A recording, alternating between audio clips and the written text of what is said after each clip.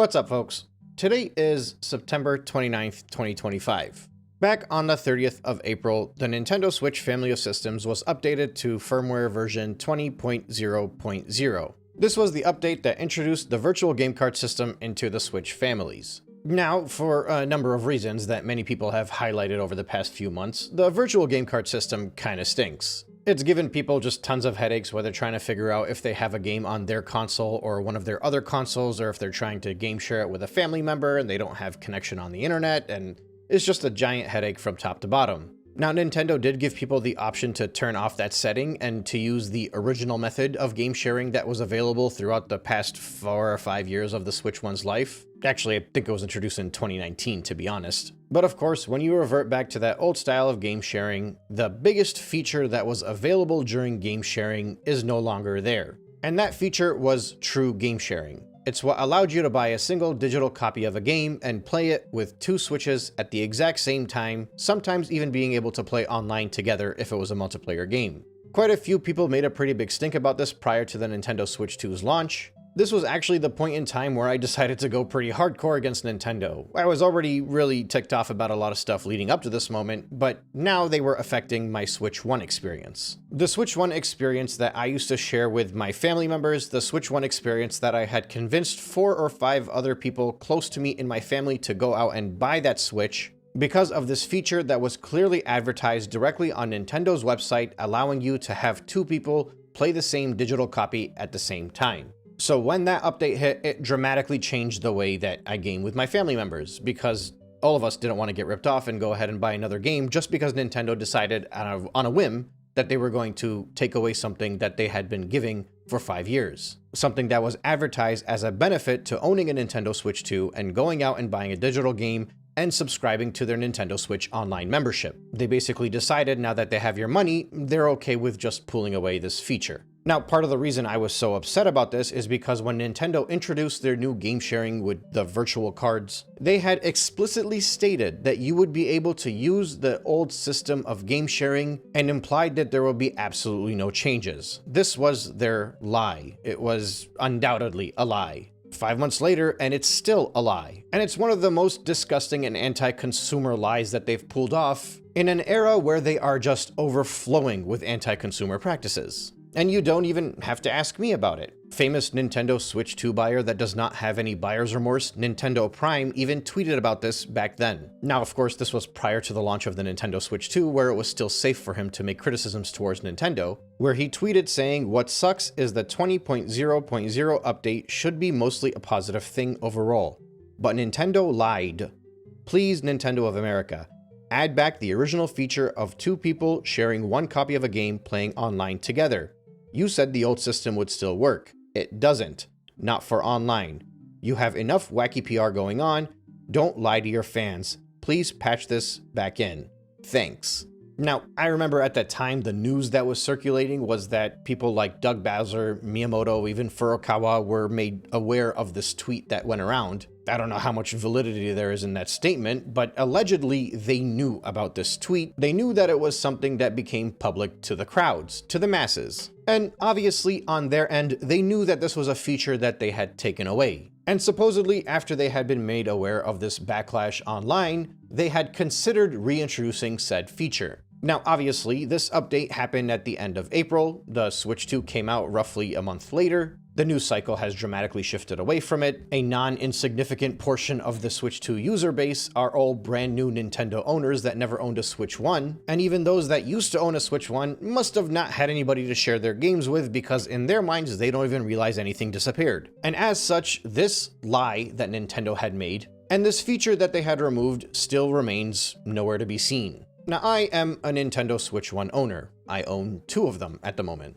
Directly off of my back, there were at least 6 or 7 of my friends that have purchased at least 1 Nintendo Switch. And those are just the people that I remember that I see fairly frequently. I'm pretty sure that number goes up to the 20s if I think about the past 8 years alone. As somebody that is still in the Nintendo atmosphere, that still plays Nintendo games on the regular, back when this happened, I specifically said I would not spend another penny on Nintendo. And I've stuck with that. I didn't stop playing Nintendo games. I still have plenty of ways to play Nintendo games even without paying for them. whether I own them or I do not. But I definitely made sure not a dollar from me or anybody around me that wants to listen to me has been going to Nintendo since that feature was removed. And I will continue to avoid spending any money on Nintendo until that feature is reinstated. At this point in time, even if that feature is reinstated, I might not spend any money, but they are more likely to get it back if I do regain the feature that they had advertised to me, and it was part of the reason why we bought so many games and so many consoles from Nintendo, especially digitally. Now, if you notice, I continue to call it a feature, and it's very important that people understand that this was indeed a feature. Once again, I'll bring up the famous YouTuber that won't call the open world in Metroid Prime 4 ugly because he doesn't want to upset his fandom, where he explicitly shared a screenshot of Nintendo's own FAQ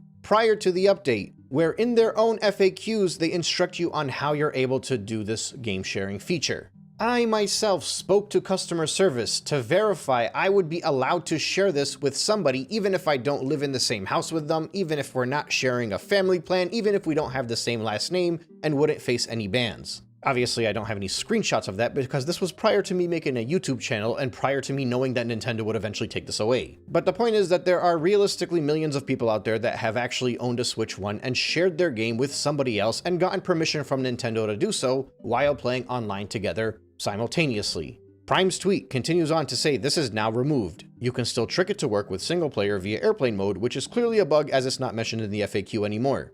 It was literally a feature before. And Nintendo said out loud we could keep the old way of doing it if we wanted to. They said it, then they removed it. That's what a lie is, folks. This does not work anymore the way it once did.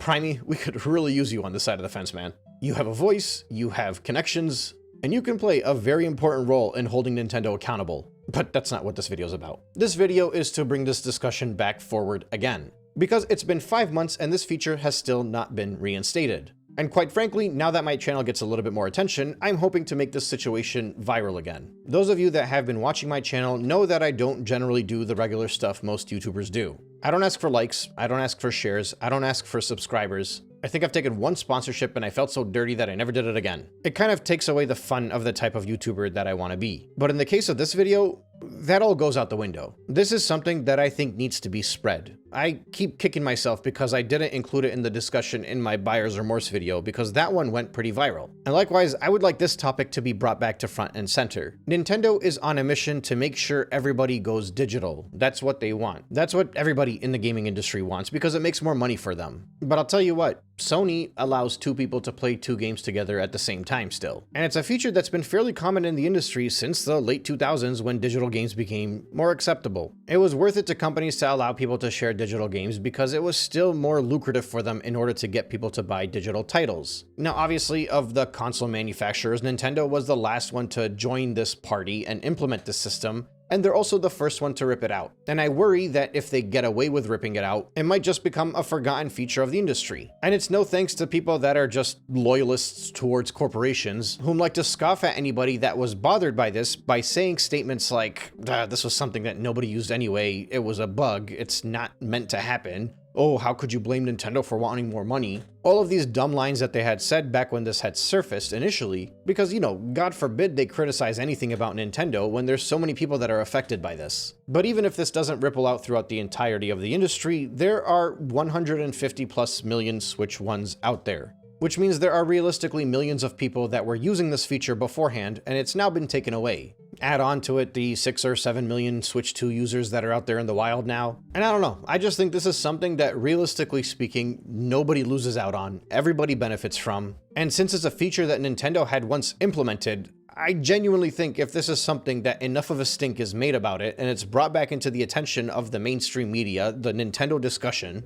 and not shouldered to the side of it because of all the controversies that were leading up to the Switch 2 like we had a few months ago, it might be a feature that could be reinstated again. And honestly, if it doesn't, I want Nintendo to be held accountable. This is yet another example of a time where they just decided to hide something and bury their heads in the sand and avoided commenting on something that they explicitly lied about. Like, this is very important to dig into people's minds. They actually lied to every Nintendo Switch buyer. And I just don't think this is something that should be ignored. People are discussing prices, people are discussing their lawsuits, they're discussing all of that stuff. But we should also be focusing on the fact that they've completely taken away true game sharing. And not only that, they did it without even telling their customers to their faces. And they, even worse, they outright lied about it. So, like I said, I don't really know what I'm doing here exactly. Am I supposed to tell you guys to like or comment so this thing can move up in the algorithm? I know there's a hype button out there. But all I know is that it's been 5 months since supposedly they've been made aware of the fact that the people are aware that they lied about a feature that they had taken away from us, and with a simple update of a hardware that many people had owned for 5 to 8 years, they effectively cut some people's libraries in half by removing this feature. Think of all the families out there that have children, they're not connected into YouTube, they're not really part of all this stuff. They had bought their kids games, they bought them one digital game, they can share it between the two consoles, one copy of Mario Kart, one copy of Smash Brothers, one copy of Mario Party, and their kids would play together. Or I guess one copy for every 2 kids. And then all of a sudden, firmware update, and they no longer had that feature. If I'm not mistaken, that's what happened to Nintendo Prime himself, because he's got kids and they use those games. I know in my case, my nephews all used to play Mario Party Jamboree together, and now they're just jumping on random free-to-play games because they're like, well, we're not going to go and each buy ourselves a copy of this game now. I spent a good few years trying to put a lot of effort into steering the next generation of my family into being Nintendo fans, and the company that turned them away from Nintendo is Nintendo, which I guess is par for the course considering what I'm doing now. But the point is that this is a feature that I think would benefit everybody. This is a feature that benefits so many people out there that might not even realize that it was just taken away from them, why it was taken away from them. And it's a feature that, if reinstated, could make the Switch 2 a much better console for families, because it's already really doing a terrible job at it with how ludicrously expensive every single thing is on that thing. So at the very least, if families could share their digital games with one another again, that would be a good step in the right direction, I think. But like I said, even if this doesn't get anywhere, I think it's important to spread awareness about this, because updating a previous gen console and making it worse while moving on to the next generation, completely cutting off features that people had available on the previous gen stuff, is legitimately one of the most draconian practices. This is the kind of stuff that Apple, Samsung, so many different phone companies, random computer companies, anybody with gadgets, this is the kind of thing that would have shaken media outlets. And for me, it just feels like Nintendo completely has gotten away with it. So yeah, I'm hoping to spread awareness about it again, because I think this needs to be brought back to people's attention.